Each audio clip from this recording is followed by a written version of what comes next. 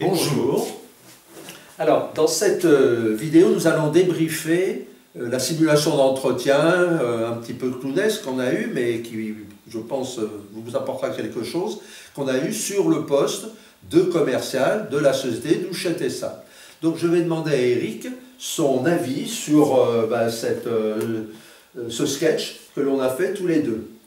Bon, effectivement, vous avez vu qu'il y avait quelques aspects parfois un tout petit peu rigolos, voire un peu légers, qui dans un entretien normal n'auraient pas lieu d'être, évidemment, mais c'est aussi le moyen de vous montrer qu'on peut faire des choses très sérieuses en s'amusant, et c'est aussi le rôle de notre association Entre deux emplois, de pouvoir vous faire progresser, et en même temps de vous montrer qu'on sait faire ça dans la bienveillance et la bonne humeur. Revenons à notre mouton, c'est-à-dire l'entretien à proprement parler. Vous avez vu que le candidat, délibérément, s'est mis dans une position où il n'avait pas des résultats mirifiques, ce n'était pas le meilleur candidat de la planète. J'ai quand même décidé de le recevoir, puisqu'il avait quand même des caractéristiques d'expérience, et puis dans un métier qui était très proche. Donc ça vous montre aussi que c'est toujours très difficile de trouver le mouton à 5 pattes, le CV idéal, le candidat idéal.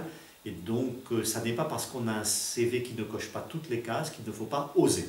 Et c'est ce que M. Alain, candidat, a osé. Il a osé envoyer son CV qui ne cochait pas toutes les cases. Et moi, je l'ai reçu parce qu'effectivement, il y avait de l'expérience, il y avait un secteur, et il y avait dans la rédaction de son CV et de la lettre de motivation, en tout cas on va le supposer, des choses qui m'ont fait dire qu'il avait de l'intérêt. Et notamment ses valeurs, son expérience, il l'a bien expliqué, et son envie de travailler dans un secteur différent, mais proche finalement du secteur précédent, parce qu'il n'y a pas que le résultat qui compte, il y a aussi la capacité à s'adapter à l'entreprise et les valeurs par rapport à l'entreprise, et ça m'a beaucoup plu. Le point délicat, vous l'avez vu, c'était qu'il y avait des creux dans ses résultats, puisqu'il a bien fallu qu'il parle de ses résultats, qu'il donne des réalisations provantes, qu'il parle sur le quantitatif, et il y avait des creux. Donc évidemment, ça c'est un sujet quand on est commercial. Il a su très bien l'expliquer, j'ai trouvé, et surtout, quand je lui ai demandé de me dire « convainquez-moi », puisque finalement, j'ai l'impression qu'en vous recrutant, je ne recruterai pas le meilleur de mes commerciales, mais sûrement un bon commercial, mais pas le meilleur. Comment vous allez me convaincre néanmoins de vous laisser une chance? Et donc, M. Alain a fait une bonne réponse, qui était de dire « écoutez, je fais le pari que pendant la période d'essai, je saurai vous convaincre. » Et donc ça, c'est d'une certaine façon exigeant, c'est courageux de dire ça, en disant, en gros, essayez-moi et vous allez voir que vous ne serez pas déçus. Et bien entendu, je vais veiller, si effectivement je le recrute, à lui faire une période d'essai qui sera un peu plus longue peut-être qu'une période d'essai habituelle, pas la période d'essai minimum, et probablement en lui donnant des challenges progressifs assez rapidement pour voir ce qu'il a dans le ventre.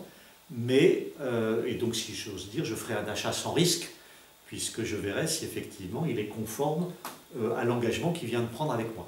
Et donc c'est aussi une bonne manière. Il aurait aussi pu parler de mode de rémunération. Écoutez, je vous propose qu'au début, j'ai plus de variables que de fixes, parce que je suis sûr que je saurai atteindre mes objectifs. Vous voyez, donc il faut oser. Pour ça, il faut avoir confiance en soi, et le candidat ne manquait pas de confiance en lui. Il y a un moment, j'allais dire, avant de laisser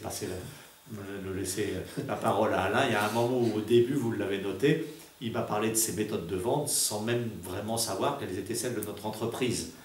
Donc il aurait été préférable qu'il dise quelles sont vos méthodes de vente, je les connais bien, je saurais les appliquer, je pourrais peut-être vous en apporter d'autres. Là, il m'a expliqué en gros les méthodes de vente qu'on allait appliquer. Bon, on est dans un sketch, mais cela arrive, ça nous est déjà arrivé en réel, d'avoir des candidats donnant des leçons aux recruteurs. Ce qu'il ne faut pas faire, avant de donner une leçon au recruteur, il faut lui poser des questions pour que ça n'apparaisse pas comme une leçon, mais comme un apport supplémentaire qu'on peut faire. Je m'arrête, sinon je serai trop long, et Alain a sûrement beaucoup de choses à vous dire également. Voilà, merci. Vous voyez avec quelle élégance un recruteur de haut vol peut parler d'un sujet, et sans faire des remarques désobligeantes aux gens, dire les choses quand même avec beaucoup de sympathie et gentillesse. Alors, là, effectivement, la plupart des candidats viennent en disant bah, « mes résultats, ouais, pas de problème, c'est super, etc. » Là, le pari, c'est de dire carrément bah, « je vais vous faire une courbe. » Bon, au passage, qui va aller, vu la franchise, personne ne va le mettre en cause. la courbe qui est devant. C'est ce que je veux dire.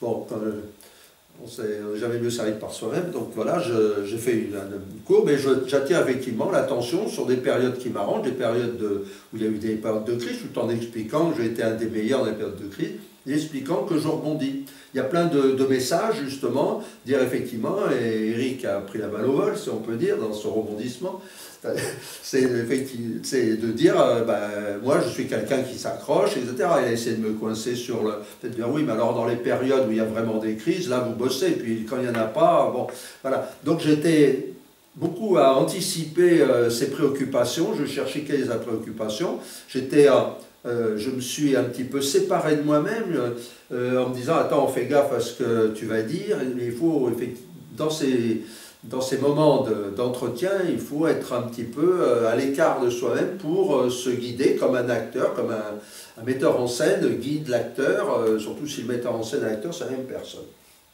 Voilà. Il y a eu le changement de région aussi.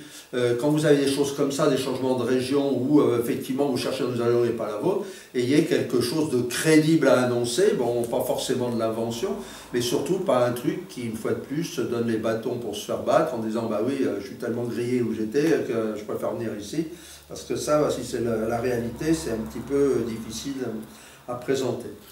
Difficulté aussi qui avait été choisie, c'est d'avoir vendu un produit de montant bien plus important, des produits autour peut-être de 150 000, 200 000 euros et plus, qui étaient à la maison individuelle, pour vendre des choses qui sont plus autour de 10 000 euros, 6 000 euros, 10 000 euros, 15 000 euros, etc. Ça peut poser. La chose qu'a dit Eric est très très importante, c'est le mot osons, oser, mais bien sûr avec toujours une prudence et en étant qu'on comprenne qu'il n'y a pas d'entourloupe. Il faut vraiment que les choses aient été bien pesées avant d'oser faire quelque chose. C'est-à-dire que si vous osez d'aller dans un métier qui n'est pas directement le vôtre, bon, quand même, il ne faut pas qu'il soit trop éloigné, parce qu'on va vous dire, allez vous former, vous reviendrez après. Mais il faut que ce soit compréhensible et acceptable de la part du recruteur. Donc là, on était dans un produit, on a eu les produits, et puis effectivement, on a fait le pari peut-être de démontrer qu'on allait pouvoir y arriver. Voilà. C'est mieux que de partir sur quelque chose où on a tout pour plaire. Bon.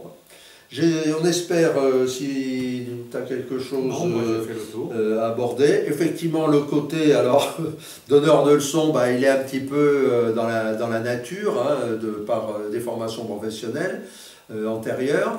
Là, pour l'instant, on est un petit peu à expliquer les choses et c'est toujours un petit peu difficile lorsqu'on veut expliquer aux gens et apprendre aux gens certaines choses, de devoir penser à tout ça et en même temps à être comme un vrai candidat.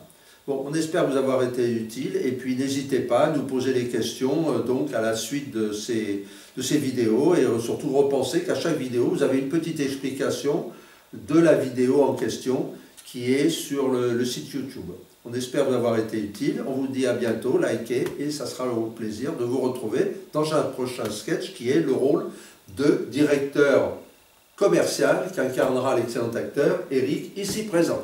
Voilà. À très bientôt. À bientôt et bonne journée. Au revoir.